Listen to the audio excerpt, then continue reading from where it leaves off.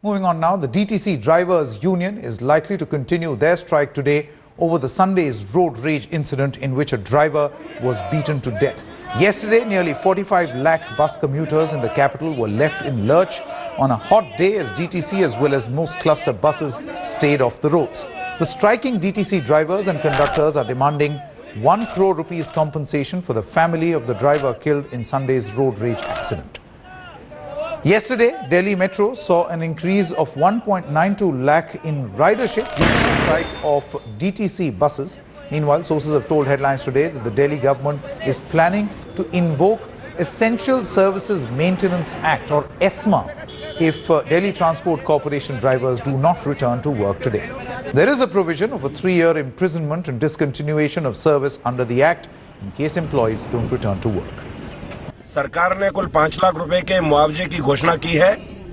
उन ड्राइवर्स को, कर्मचारियों को इस मुआवजे पर सख्त उनकी नाराजगी है, सख्त उनका विरोध है और भारतीय जनता पार्टी कहती है कि उनको पर्याप्त मुआवजा जो उनकी डिमांड है उसको करना चाहिए और दिल्ली की जनता जो डीटीसी के कर्मचारी और ड्राइवर सेवा करते हैं उनको दोबारा से इसको काम को करने का मौका देना।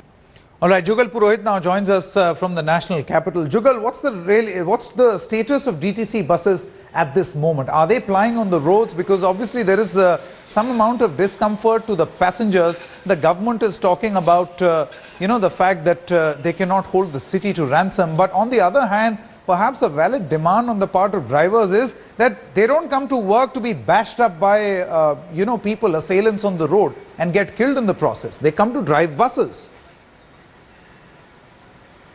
Absolutely. The issue at hand, obviously a very, very serious one. This is not just by DTC, but several times we've seen different wings of the government, be it in hospitals, be it in buses, that have been facing this ire of people on the road. Now, what we understand, Sanket, is that, similar to the situation yesterday, even today, some buses are plying. Almost 20% of the existing fleet strength is plying. In fact, we are aware that DTC is trying to rope in the Delhi police's help because many striking drivers and conductors did not allow the willing drivers to go out and drive their buses yesterday.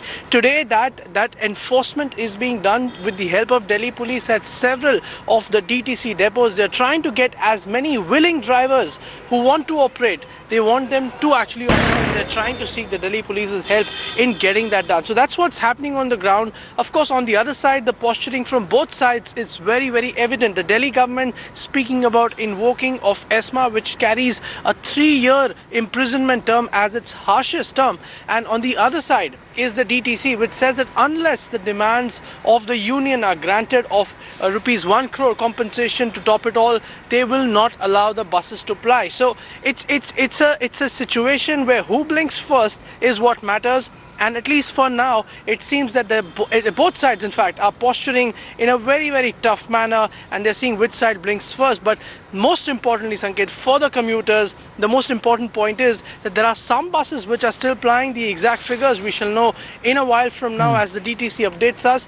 But most importantly, it's the Delhi government and the Delhi police who are trying to ensure that willing drivers drive, just like the case was yesterday, but they could not drive. Today, the Delhi government seems to be prepared in ensuring that they can drive.